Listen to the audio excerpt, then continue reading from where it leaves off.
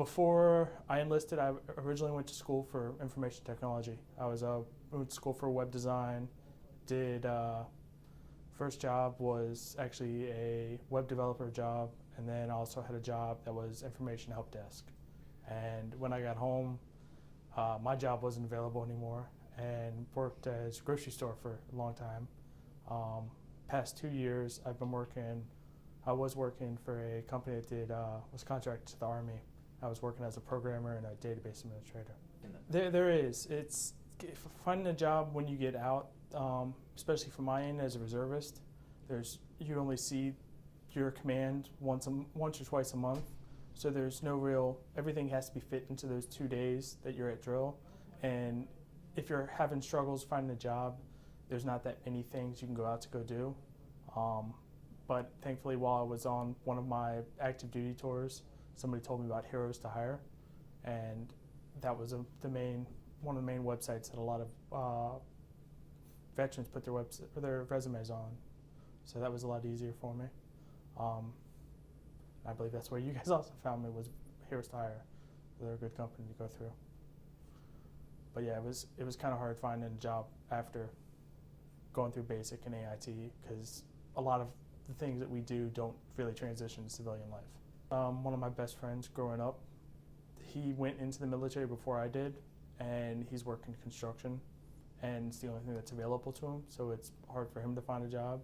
A lot of the people I know, they don't get to do, once what they want to do, they can't really transition from military to civilian life, because a lot of the things, like I said, what we do is not really common in civilian life. So it's a little bit harder, but sure, the other people have more struggles than I do. Found by a website that caters to veterans, I guess. And they gave me a call. I think John gave me a call and asked me if I would be interested in the position and talked to me about it. And had an interview on a Wednesday and got an offer letter the very next day and started up the next Monday. It seems like a great opportunity. I'm actually making friends with a lot of the guys that I'm in the program with. And it's good working on a team and having other military people that have been through sort of the same thing you're going through. Everybody goes through basic training, so everybody knows what it feels like to go through those 6 weeks of trouble, really. So everybody has that sort of bond going, and some of the guys have been deployed and some haven't, so we've all got the bond of wearing the uniform, really. So it's nice having somebody that's got your back like you do when you're in the military.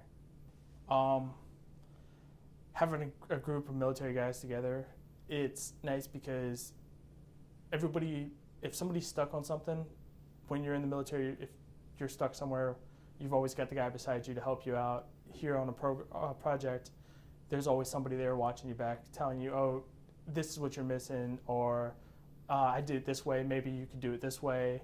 There's always that, I guess, camaraderie between you that helps push the other guys to do better and never leave a person behind and struggling.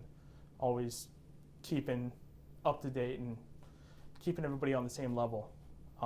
So from an employer standpoint, I guess that would be really good, because you have a team that's cohesive and works together well, and it's really what a lot of military people are. They come in as a team. My group, we got a bunch of people from different services, but the first day we all became really quick friends because we're all military, so we all got that background. We've all shared something in common, so it makes it easier to get along rather than just dropping a bunch of people in the same room. You don't have that commonality. You don't have a starting point, but because we all came from the military, we all have that background together, and it makes it easier to work together. We had a couple people come in that have already been at Freddie Mac, and they've told us this is how Freddie Mac does things, and so by telling us how our training impacts that, it brings us up to the same level that Freddie Mac already has standards for, or our client has standards for. So it makes it easier to transition from the training environment to the real world environment. So it makes it easier for day one. We can hit the ground running instead of going, well, how do you guys do this? How do you guys do this?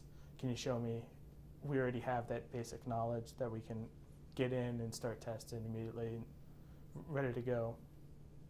So it's a lot easier that way. In my opinion, adopting something like the V.E.T.S program would be really good for companies, because you're not only getting veterans and helping them out, and there's so many veterans that don't have jobs and are looking for jobs, but there's skills that veterans have that not normal people have, and we've all been through certain things that not normal people have.